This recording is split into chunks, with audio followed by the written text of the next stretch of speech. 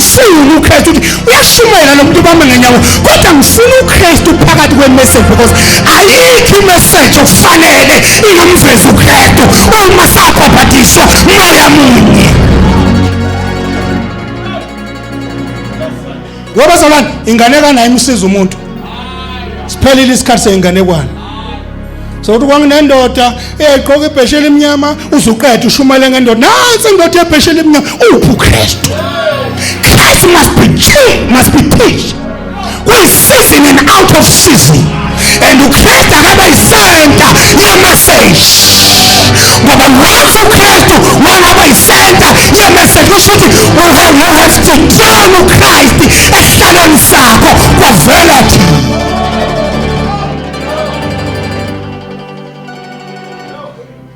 Awuthi ngidlule nani? Thina sibadala nje bazalwane. Sesiyayigada into ekwenza sengazi ukuthi usumkhulu kunoKristu.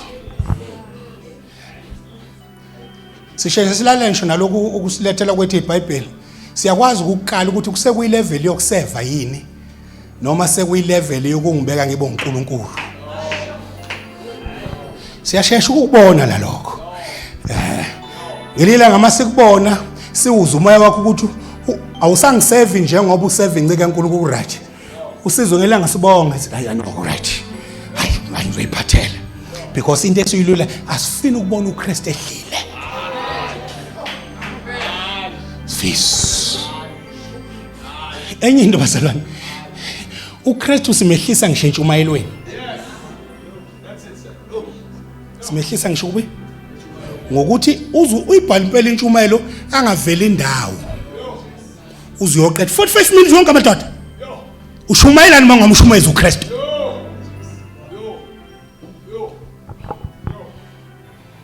Hayi angisho lokho. Abengezanga lokho bengidlula nje. So, we belong to one body. Sabaphathiswa ngamoya munye.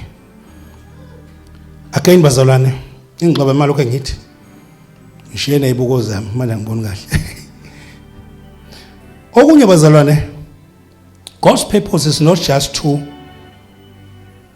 save you kuphela.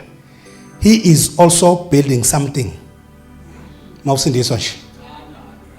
Akusikho ukuthi usindiswa nje kube kuphela. But God wants to build something about you and about your life. And nangumzimba kaKristu. Nje nisindisiwe nje nini. Noma besinitshela ukuthi baleka seniphunya kuyile enkembeni. Yes, that is truth. But njengoba sila ikhona into inkosi efuna ukuyenza ngawo. Wozubona ukuthi namanje sisekhona sekafi. Kwakufanele masindise kube sasindiselwe kezulu kwakufanele mangisithi ngiyakwemukela Jesu inkosi nomsindisi bese ngiyahamba ngiyodibana nenkosi for the reason yokuthi ngisekhona ikhona inkosi efuna ukwenza ngawe. So njalo uma usindiswa nje obulaba zalwane njobula awuzeli ukuzowomnisha itulo khona inkosi efuna ukukwenza. Okay, ake sibuke ke bazalwane. 1 Peter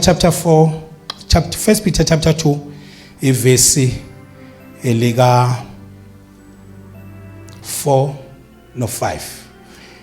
And coming to him as to a living stone which has been rejected by men, but is choice and precious in the sight of God.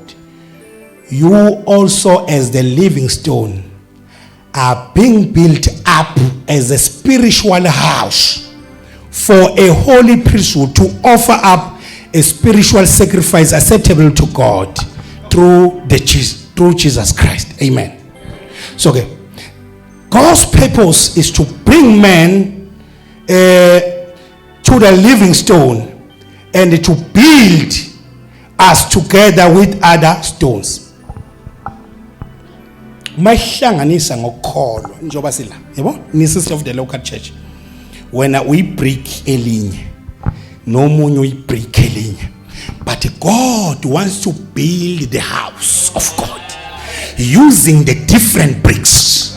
So asike sinye isithini esingabalekile, even the broken brick elinqanyulile luwafu liyangena esikhaleni likhanda indlu ephelele. because God want to build something. So bengazi ukuthi ngake ngishumezela abadala akade bakho ukuthi laba basha imvamisa yabo mabesanda kusindiswa bazoba zitini ezinqamukile yayilahlwa, kodwa abadala bayi-understand ukuthi noma zibuthakathaka ziyadingeka ngoba uNkulunkulu ufuna ukukhanda something. Bazalwane, abantu ababuthakathaka bayabekezelelwa, bayakhiwa, because God wants to do something ngabo. Enye into emnandi bazalwane, okay, ngikhuluma into mangisho ngi-discipleship ngithi bengiyofundisa ukuthi sengathi ibandla lonke lingaba ngama-disciples, lingabi ngama-church members, because ibandla once laba ngama-church members ligada zonke liyaqalwa yithi Holy City sasikhona bonke laba bafikela kithi thina la ekhaya ngoba somuzwe wenkazumulo kukhulunywa ngomngcwele kakhulu ekhaya njengoba somuzwe wenkazumulo wena awukhontrole wena ngeke akuhanjwa kanje. Bazalwane, kodwa umuntu oyi-disciples une experience yokulanda umuntu. Uma mbone lahleka kuvuka inseka, kuvuka yini bazalwane? Inseka. Wozubona ukuthi wena unandaba wena nje. Kunomzalo nomusho ohlela edu ngeke nimbuze nonke ninaba la ekhaya ngoba ngiyana ngikubuza ukuthi ubani ohlela la duze kwakho. Uzothatha nomuntu okhonza usezwafika ka4 awumazi ukuthi ungwakwabani. Ungwakho because you are a church member, you are not a disciple. Because a disciple ayivumi ukuthi kufika umuntu akhonza aphinde ahambe ngamazi. Ingayenzanga ifollow up nangocinga hawu kodwa noZipho uhambe kanjani? Hawu kube mnandi ukuba nawe. Hawu uhlala kuphi? Ngiyafisa ukubona ngoba ufuna ukuba nomngane ibe ne relationship angalahleke enkosini. Ngoba bekufanele laba mabesindiswa ukube sebenabantu babo. Hayi ukuthi amadoda ababesilisa bebe nabangane besifazane. Uthola laba besifazane banabantu 2 weeks wonke.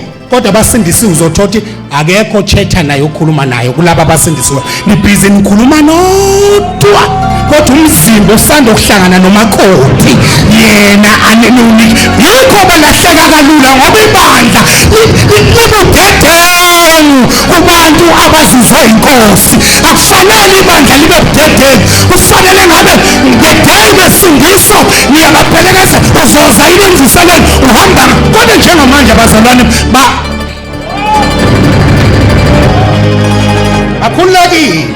Ana ngizokhuluma ngithe kusekami njengoba sebesindisiwe banikezwe kithi akaniyeke abantu enikhuluma nabo kade nahlala nabo njalo maphuma inkonzo neba ngamagroup abantu esenathenyeze nikhonza ndawonye. Athi ngikhulume futhi ngoba kusekhaya abazalwane banethendezi impostolate uma kuphuma inkonzo bagijime bothi nguku mama umfundisi. Bese umama umfundisi angabe nasi isikhathi sokubona abazali abavakashile nabasanda ukuphenduka. Njalo ninezinto eziphuthumayo ngasonto nizi anikhanda ama-appointment okusibona. Ninezinto ezivuka nje manje nithi nguku laba ngoba thina uma sika ademukele kukhona umuntu kuthiwa akicela ukubona abafikile sifisa ukuthi siyoxhawula laba abafikileyo. Sibabonga hawu mzalwane siyabonga hawu. Yazi ukuthi let me tell you ayikho into ebaleke nje umuntu ofike ethi ngifike ngaxhawula umfundisi wakho nowangixhawula.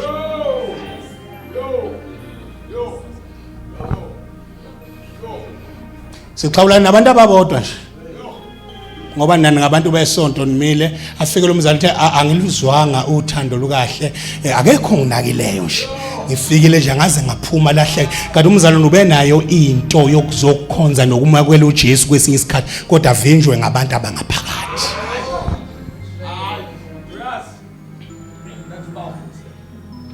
Mina ngilomsibani ngiyani-challenge mina bazalwane base Holy City ukuthi lama friendship lamancanyane esinawo akeke ukuthi uma kukhola umuntu kukhona umuntu hayi sibonge lizobe sikubona khona abantu engifuna ngibabone nengikhulume nabo okuphuthumayo nishintshisane ngeinamba ezisumu WhatsApp hawu njani uhambe njani bekumnandi nesonto awungabe umsebenzi kamfundisi ukwenza ifollow up ibandla likhona. Kodwa once ibandla labangama disciples sizokwazi ukulandela abantu bangalahleki. Benazi inibazalwane ukuthi into ye-follow up akuyona into kamfundisi. Into yabazalwane kufanele benaccess ukuthi kunomzalwane esingasamboni kahle. Ake simcinge ngoba banenamba. Bamcinge baze bofika kwabo. Asithi siyofika emakho sithola ukuthi kudala uNkosi ngiphila abuya kubo kulo mzalwane. Useyazi sisithi sizokutsho uyagula usilayelo uNkosi ngiphila ethi hayi kubo ngiyazi kuphunywa la. Akayeke abafundisi babe namandla okunazi not ka1 bevikisa amakha ibandla likhona. Sipilo lithi bazalwane ibandla laqala ladayisa ngengcebo yalo kwashero kwayibandla elidayisa ngani kodwa leli namhlanje sililandela ngemuva awuletha phela isinkwa letha ushuke lesinikeza abalambileyo akufiki kuba ukuthi umsebenzi webandla to take care of the flock.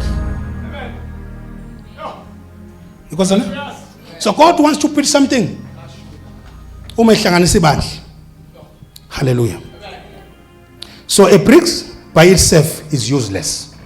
Nje siyimele sodwa. Umzalwane nje uyimele yedwa. Useless.